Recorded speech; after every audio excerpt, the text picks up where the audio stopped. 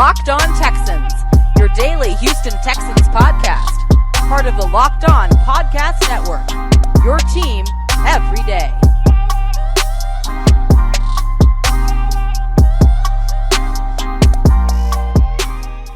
Welcome in. I would say welcome back, but if you guys haven't checked out the first part of the doubleheader where we talk about Deshaun Watson and free agency, make sure you do that on Locked On Texans on YouTube and all of the major podcasting platforms. But for today's show, we will be diving into not free agency, the NFL draft.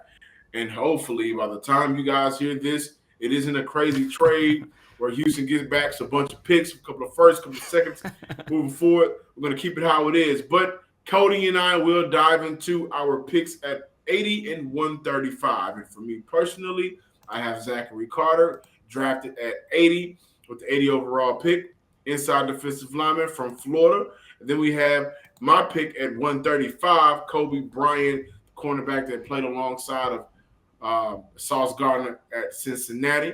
Cody, go ahead and take it away. Who you got at 80 and 135 and why?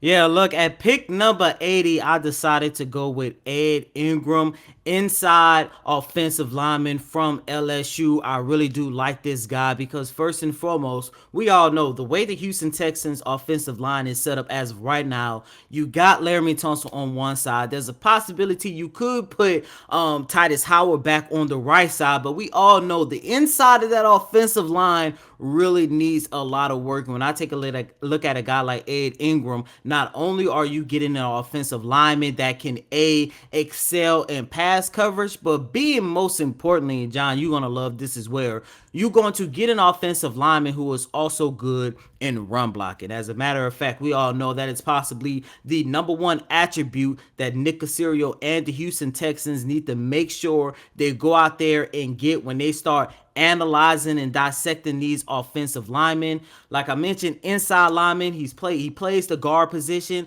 And what I like most about him, well, one of the other things I like most about him during his time at LSU, I believe he only gave up somewhere in the ballpark of 2 to 3 sacks. And this is a guy who played at LSU for 3 out of 4 seasons. He was suspended, I think, during the 2020 season, which didn't really affect him that much because that was the COVID year. But I think if the Texans keep their offensive lineman as the way it is as of right now, you bring in a guy like Ed Ingram, of course, pairing him alongside Laramie Tunsil and Titus Howard, I think the Houston Texans offensive lineman will take a tremendous step. Now, at pick 135, ladies and gentlemen, me and John did our mock draft separately. He did his picks, I did my picks. And out of all the selections, me and John both picked Kobe Bryant from Cincinnati at pick 135. John, I'm going to let you tell the listeners why we decided to go with Kobe Bryant. And the only reason why I'm handing it over to you is because you think I only selected him because of his name, and that is not the case. Well, I'm going to speak directly to Kobe Bryant at 135, and then I'll go back to my pick at 80. But 4.5 40, 17 reps at the bench press. He's a player that I like Kobe. Had an opportunity to watch that young man from Monday all the way through Saturday for the game at the Senior Bowl. And he was by far the best corner out there. Very productive. One NFL scout gave him an NFL comparison of P.J. Williams, your boy, from the New Orleans Saints. Has some good strengths. I have them written down here. Very great in coverage. He has very good ball skills. And we talk about a team that has put an emphasis on turning the ball over. Kobe Bryant is a guy in 5 seasons had 10 interceptions. Very good in coverage, right? He can track down those throws and play against the receiver. I like that. I have not seen him be scared to come up and tackle in the run game as well. Very physical at times when he needs to be. He's able to maintain his positioning through the route phases. Doesn't necessarily get mixed up a lot when it comes to defending these routes from receivers. And we know that a good receiver can win at routes. Doesn't necessarily get knocked off his game with that. And like I mentioned with the run game, he does come up in the run support. He's committed to being better in run support as well. We look at him and there may be opportunity for him to get better in terms of man coverage, and I get that. I think every corner can get better in terms of man coverage outside of Sauce Gardner, who I think is the best defensive player in this year's draft. And one scout for an NFC team said, very serious-minded, good in your meeting room, and talented on the back end. So he's a guy that's going to come in day one and work, figure out how to get better. I like Kobe Bryant, and I think that if the Houston Texans had an opportunity to draft Kobe Bryant, they'll be bringing in a player that I think can do two things. Number one, immediately make an impact for this defense. Number two, he could be one of those players where he can create the turnovers that Lovie Smith and his defense wants. Now, at pick 80, got inside defensive lineman Zachary Carter out of Florida. He's a player that I believe can play multiple positions across his defensive front. 6'4", 250. Last season had 8 sacks. The year before that, 2020, 5 sacks. In his second year, 4.5 sacks. He also ran a 4.9 as well. Bench press 19 times, so you would like to see more that strength. But he's very strong, has a very good base, broad jump of 110. And I also look at his NFL comparison to Adrian Claiborne. Claiborne is a player that can play a little bit of inside, a little bit of out. Houston would love a player like Zachary Carter because he can do two things for you. Number one, he can be a part of rotational depth. If you play him at the 3, he can play that. If you play him on the outside the 5, he can play that. If you play him in some of that 4-eye position, he can play that. He understands his role, understands how to play his role, doesn't necessarily go out and chase sacks, and very good with the run. And I love some of his moves in his arsenal. Very good pull and grab down, very good dipping hip. So he knows how to work the offensive lineman and get to the quarterback. So he's a player. Overall, I like what he can bring to Houston at 80, a potential starter, a potential player that can be very significant in rotation. We look at Houston, Texas, trying to bring back Jacob Martin. And Jacob Martin is a player they've had for the last 3 years since they've traded Jadeveon Clowney, and he's been a very situational player. Zachary Carter can be that, but with a higher ceiling. And so that's why I like him at pick 80. It's Selection Sunday as we are recording. You guys will hear this on Monday. It's the time of year for college basketball where March Madness, the tournament of all tournaments, is finally upon us. And from all of the latest odds, the contests, and player props, BetOnline.net is your number one source for all of your sports betting needs and info. BetOnline remains the best spot for all of your sports scores, podcasts, and news this season. And it's not just basketball. BetOnline is your continued source for all of your sporting wagering information needs, including live betting and your favorite casino games as well. Head to the website today or use your mobile device to learn more about all of the trends and action because BetOnline is where the game starts. Thanks for making Locked On Texans your first listen every day. Now make sure you're following Locked On NFL. Locked On experts covering the biggest stories around the NFL every Monday through Friday in less than 30 minutes. It's free and available wherever you get your podcast as we continue with our mock pre-free agency, pre-draft, mock draft.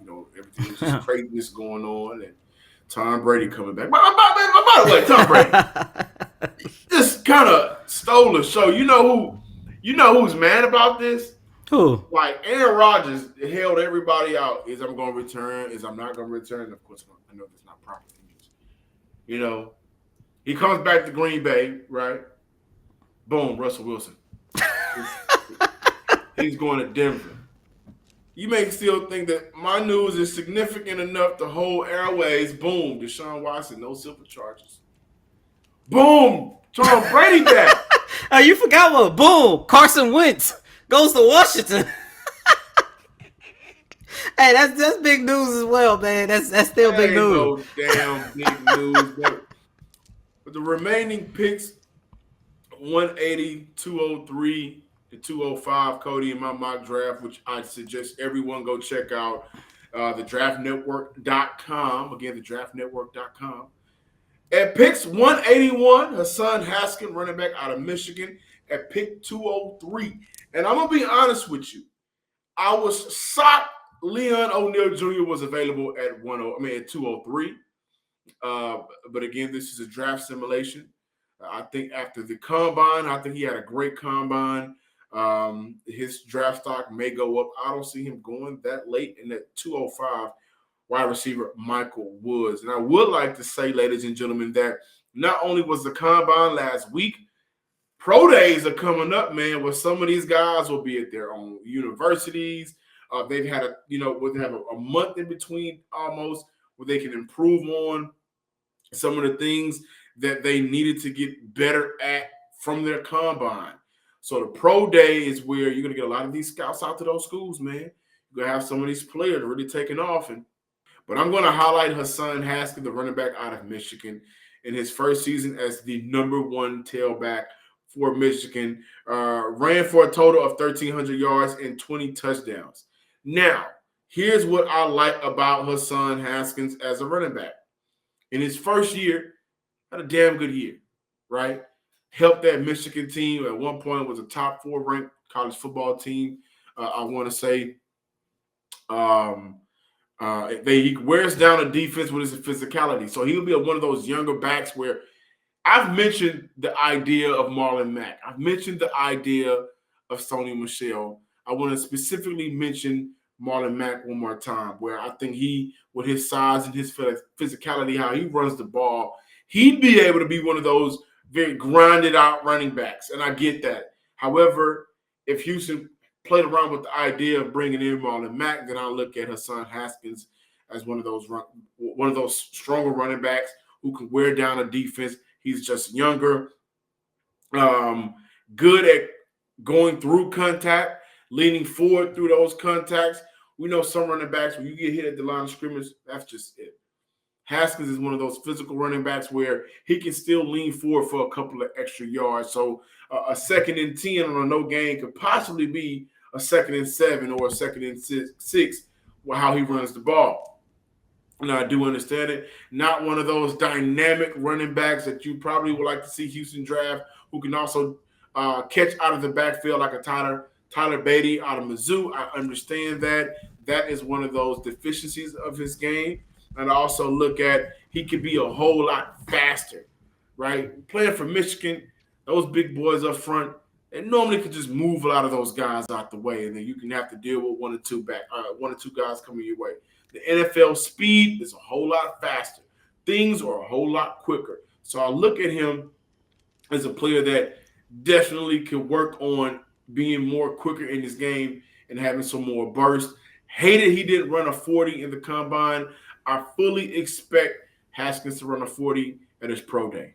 For me personally, John, listeners and viewers, at pick number 181, I have linebacker from the University of Houston, David Eddy. At pick number 203, I have running back from BYU, Tyler Algier. And at pick number 205, I have Jalen Naylor, the wide receiver from Michigan State. And ladies and gentlemen, if you did not do so as of right now, please be sure to check out our free agency preview that John and I did.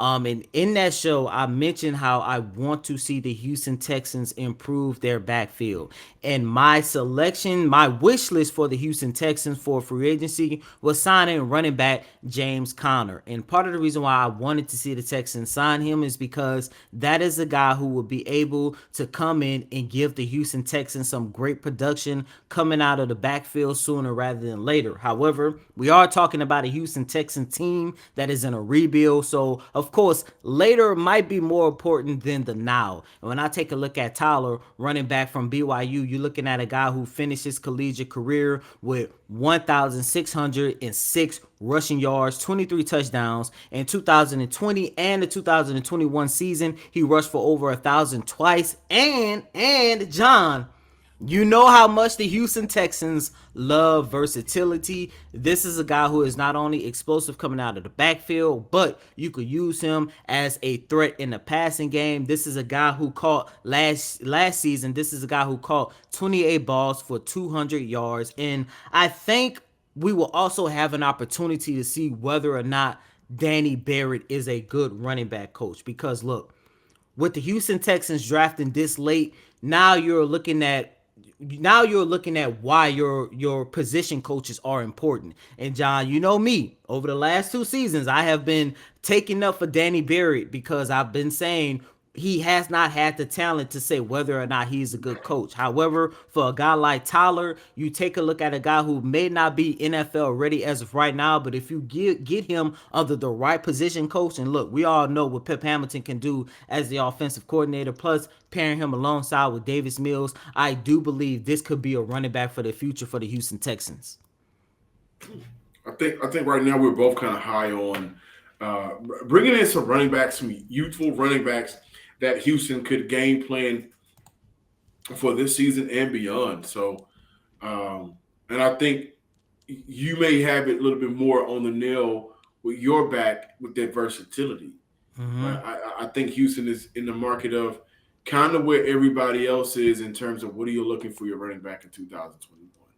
Someone that can block, someone that can catch the ball out of the backfield, and we still need you to run between the tackles successfully. And whenever you get a running back that late, or whenever you get a running back um, that young, I would say it makes sense for NFL teams. That way, you can avoid the contracts. And by the way, running backs contracts right now are all backfiring. Christian McCaffrey, Zeke, Dalvin Cook is available for trade. Alvin And all of Kamara's not.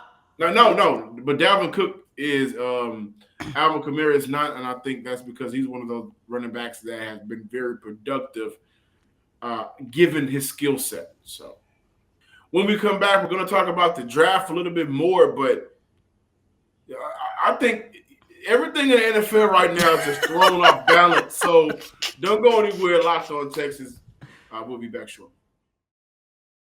Thanks for making the Locked On Texans your first listen. Now make your second listen Locked On NFL Draft with Ryan Tracy and former NFL cornerback Eric Crocker. They bring the NFL Draft to life every day with insight and analysis on college football prospects and NFL front offices. It's free and available wherever you get your podcast. Before we talk about the NFL Draft and end off the show with that, our good friend over at the Pro Football Network, Aaron Wilson, has tweeted that sources close to the situation the Saints emerging as extremely serious contenders in the Deshaun Watson trade market and have made trade proposals.